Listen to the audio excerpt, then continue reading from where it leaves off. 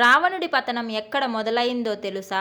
సాక్షాత్తు వేద మంత్రాల సాక్షిగా అశోకవనంలో సీతమ్మను భయపెట్టడానికి రావణుడు అడుగుపెట్టిన ఆ క్షణం. హనుమంతుడు పైనుంచి చూస్తున్న ఆ భయంకర దృశ్యం ఏమిటి? ఈరోజు వీడియోలో మనం తెలుసుకుందాం. వీడియోని చివరి వరకు చూడండి. తెల్లవారుజామున మంగళకరమైన వేద మంత్రాల ఘోషతో రావణుడు నిద్రలేచాడు. కానీ అతని మనసులో భక్తి లేదు. కేవలం కామం మరియు అహంకారం మాత్రమే ఉన్నాయి.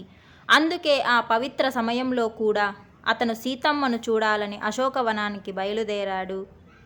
అతడు సర్వాభరణములను ధరించి సాటిలేని కాంతితో విలసిల్లుచు మణులతో బంగారముతో నిర్మించబడిన బహిర్ద్వారములు కల ఉద్యాన వీధులను చూచుచు పుష్ప ప్రధానములు ఫల ప్రధానములకు వివిధ వృక్షములు కలది, కొలనులతో కూడినది, వివిధ పుష్పములతో శోభిల్లునది, ఎల్లప్పుడూ మదించిన పక్షులచే విచిత్రమై ఆశ్చర్యము కలిగించునది, చూపును మనసును ఆకట్టుకొని వివిధములగు తోడేళ్లతో కూడినది, వివిధ మృగ సమూహములు కలది, నేలరాలిన పండ్లతో కూడినది, వృక్షములు దట్టముగా కలది అగు అశోకవనమును ప్రవేశించెను. దేవేంద్రుని వెంట దేవకాంతలు గంధర్వకాంతలు పోయిన చందమున రావణుని వెన్నంటి 100 మంది రాక్షసాంగనులు పోయిరి. అందు కొందరు బంగారు దీపస్తంభములు పట్టుకొనగా మరికొందరు చామరములు, ఇంకను కొందరు విసనకర్రలు చేత ధరించిరి. కొందరు బంగారు పాత్రలలో జలము నింపుకొని ముందు నడిచిరి. తక్కిన వారు కత్తులను చిరుచాపను తీసుకొని వెనకనే పోయిరి. చాతుర్యము గల ఒక వనిత మధ్యపూర్ణమగు మణిమయ పాత్రను తన కుడి చేత ధరించి వెడలెను. బంగారు కర్ర కలదై పూర్ణచంద్రుని బోలు కాంతి గలదై రాజహంసవలేనున్న ఛత్రమును చేతబట్టి వేరొకత వెంట వెడలెను. నిద్రామదముతో నిండిన రావణుని ఉత్తమ కాంతలు మేఘము వెంట మెరుపు తీగలు వలె పతిననుసరించిరి. వారు తాల్చిన హారములు బాహుపురులు నిద్రావసము చే తారుమారయ్యెను. శరీర మందలము కొనిన చందనాదులు మాసిపోయెను. శిరోజముల కొనలు జారి వ్రేలాడుచుండెను. ముఖమున చెమట పట్టెను.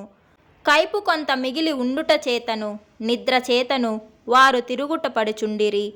చెమటచే ఆయా అవయవములందు వారు దాల్చిన పూలు వాడిపోయెను.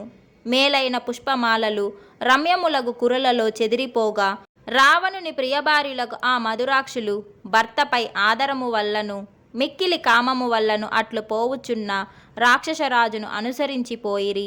కామ పరవశుడగుటచే సీతపై మరులుగొన్న మనస్సు కల ఆ కాంతల భర్త రావణుడు మత్తెక్కి విలాసముగా అడుగులు వేయుచు ప్రకాశించెను. అప్పుడు వాయుపుత్రుడగు హనుమంతుడు ఆ శ్రేష్ఠ వనితలు నడుచునప్పుడు వారు దాల్చిన మొలతాటి చిరుగజ్జెలు నూపురములు ధ్వనించగా వినెను. హనుమంతుడు సాటిలేని ఘనకార్యములు సాధించువాడును, ఊహింపనలవి కాని బల పౌరుషములు కలవాడును అగు రావణుడు అశోకవనపు ద్వార ప్రదేశము కడ కేతెంచుట చూచెను. రావణుడు పోవుచుండగా అతని ముందు పరిమళించు నూనెలతో తడిసిన అనేక దివిటెలు వెలుగుచుండుటచే అతడు అన్ని వైపుల నుండి ప్రకాశించుచుండెను. మదన తాపము, గర్వము, మద్యపానము వలన కలిగిన వికారములతో కూడినవాడును, వంకరాయి ఎర్రనై విలాసములగు కన్నుల కలవాడను. తన విల్లైన చెరుకుగడను వీడి సమక్షమునకు వచ్చిన మన్మధుని వలె నున్నవాడను. మజ్జిగ గుమ్మపాల నురుగు వలె తెల్లనై నిర్మలమైన శ్రేష్ఠ వస్త్రము జారి బాహువులందు తగులుకొనగా దానిని విశాలముతో పైకి లాగుకొనుచున్న వాడును అగు రావణుని ఆ హనుమ చూచెను. చెట్టు కొమ్మల మాటున మరుగున పడి దట్టమగు ఆకులచే పూలచే కప్పబడిన హనుమ రావణుడు దూరమున వచ్చుచున్నను తేజముచే దగ్గరకు వచ్చినట్లే అతనిని చూడసాగెను. హనుమంతుడు అలా పరీక్షించుచు సౌందర్యము యవ్వనములతో అలరారు రావణుని ఉత్తమ కాంతలను చూచెను. మహాకీర్తిశాలి రావణుడు సుందరాంగనలతో పరివేష్టితుడై మృగములతో పక్షులతో సంకులమైన ఆ ప్రమదావనమగు అశోకవనమున ప్రవేశించెను. మద్యపాన మత్తుడు, విచిత్రములగు ఆభరణములు దాల్చినవాడు, గర్వముచే స్తబ్దములైన చెవులు కలవాడు, మహాబలుడు, విశ్రవస్సు కుమారుడు, రాక్షసరాజగు రావణుడు చుక్కలచే చంద్రుని వలె ఉత్తమ కాంతలచే పరివేష్టితుడై ఉండగా మహా తేజస్శాలి మహావానరుడగు హనుమంతుడు తేజస్వియగు రావణ్ణుని చూచెను. మహా తేజము కల వాయుపుత్రుడగు హనుమంతుడు ఇతడే మహాభుజుడగు రావణుడని నిశ్చయించి అతని సర్వచేష్టలను స్పష్టముగా చూడదలిచిన వాడై ఆ తక్కి ఉన్న పై కొమ్మ నుండి కింది కొమ్మకు దిగెను. హనుమంతుడు తాను భయంకర తేజము కలవాడయ్యను. రావణుని తేజమునకు డీలుపడి ఆకులతో దట్టముగానున్న తావున కనిపించుకుండునట్లు దాగి ఉండెను.